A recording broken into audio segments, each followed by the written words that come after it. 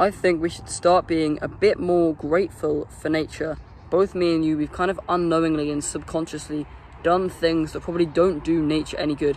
Me and you in our lifetimes have probably dropped litter a few times, along with many of your friends and family members and stuff like that. And this kind of shows how often we take nature for granted as a society. I mean, many places don't have like green places and countrysides and parks for like absolute miles. If you like live in the middle of like a big city, you don't get things like forests and woodlands and stuff like that. You just may have like one sort of play park or something in your area, and yet still people will still take that tiny bit of nature for granted, and they sort of don't understand how important nature can be, both to their sort of mental health and for themselves in general, because nature is probably one of the reasons that we're actually like alive as a human species and a human society. But also spending time in nature with amongst like the fresh air with like other people that you like and stuff just means that you're not so stressed all the time, if that's something that you kind of regularly do on a regular basis. If you just like take a bit of time away to spend in nature, you will be so much less stressed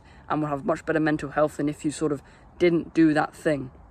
And the fact is, you don't have to sort of take part in so many violent protests and like just stop oil kind of things to actually make an impact and to not like care about nature and be grateful for nature and stuff like that.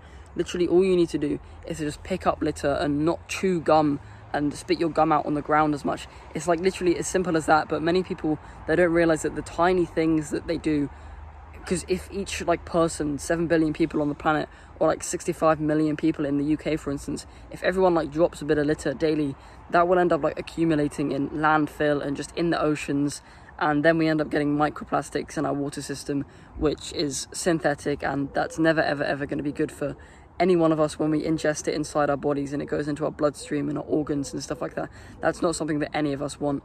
So yeah, I think we just probably should start being a bit more careful about what we do, because places like this, places like the woodland, which I'm very grateful that I have somewhat near me, it's all going to end up going soon if we kind of don't sort of just pick up litter and not chew gum as much and stuff. Because as much as we can't really stop big companies like polluting places, we can just do our bit, and that will like make somewhat of an impact on the society, on our earth.